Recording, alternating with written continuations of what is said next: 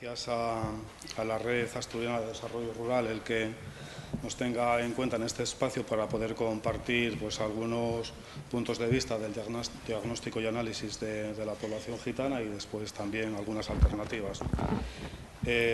Para quien no conozca la Fundación, somos una entidad sin ánimo de lucro que llevamos 14 años trabajando en el Principado de Asturias, desarrollando un programa operativo de lucha contra la discriminación social, financiado por el Fondo Social Europeo y en complementariedad con la Administración autonómica y también con los 3 ayuntamientos de Avilés, Oviedo y Gijón. También desarrollamos actuaciones en Corbera, Castellón, Gozón, Muros de Nalón, Soto del Barco y Pravia, y acciones puntuales Oriente, Occidente y en muchos centros educativos de zonas rurales con programas de sensibilización.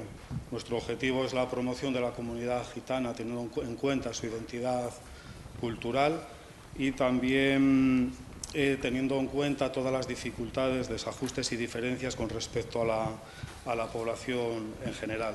Sí, situar en este diagnóstico nos preocupa enormemente y sobre todo en los municipios más pequeños de Asturias, que todavía se sigan manteniendo problemas de chabolismo y de infravivienda, contradictoriamente en algunos municipios donde son buenas prácticas y son un referente en el desarrollo turístico, ¿no? Situar Llanes, Ribadesella, Castrillón, Gozón, ¿no? Como municipios donde todavía existe esta exclusión de la comunidad gitana. Después, barrios transitorios de la década de los 70-80, donde no se ha permitido que la población gitana se incorpore a la sociedad en igualdad de condiciones y en una convivencia óptima, como pueden ser y todavía permanecen el Cascayu Santa Marina en Oviedo, la Sierra en Granda, la Junquera en San Esteban de Pravia, el Guijarro en Llanera, Peñarrubia en Langreo, entre otros, ¿no? Nos parece que eso no está permitiendo un desarrollo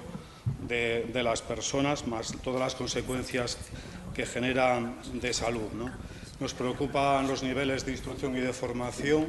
Un 65% de los y las jóvenes no han obtenido la titulación en secundaria obligatoria y un 90% de la población activa gitana no dispone de una formación básica que le permita la incorporación al mercado de trabajo, no dispone de una cualificación profesional. Por eso estamos trabajando en estos ejes tan importantes como son la vivienda, la educación y el empleo, con programas de formación ocupacional, con muchísimos convenios con sectores empresariales, con puesta en marcha también de iniciativas de economía social, como son las empresas de inserción, que formamos parte de esa red y hemos creado en el sector de la jardinería y la silvicultura preventiva una experiencia también innovadora, con 5 años ya de proceso en la comarca de Avilés. La semana pasada fue el 8 de abril, el Día Internacional de la Comunidad Gitana. Todavía desde la Real Academia se sigue manteniendo un término que es en esta 23ª edición de trapacera, que significa persona de no fiar, que engaña, con lo cual se está produciendo una discriminación en el concepto, pero que es una discriminación social. Por eso debemos velar también por mecanismos, ¿no?, que recojan los casos de discriminación y los puedan denunciar y tratar. La situación de la comunidad gitana no es ajena a otros grupos y a otras personas en situación de exclusión social. Por eso es importante reforzar políticas de lucha contra la pobreza y la exclusión social con estrategias locales y autonómicas de inclusión social, y que las financiaciones europeas, el Fondo Social Europeo, el FEDER, el Plan de Desarrollo Rural, contemplan ese eje y lo deben de desarrollar y concretar con los agentes implicados, para lo cual nos brindamos. Muchas gracias.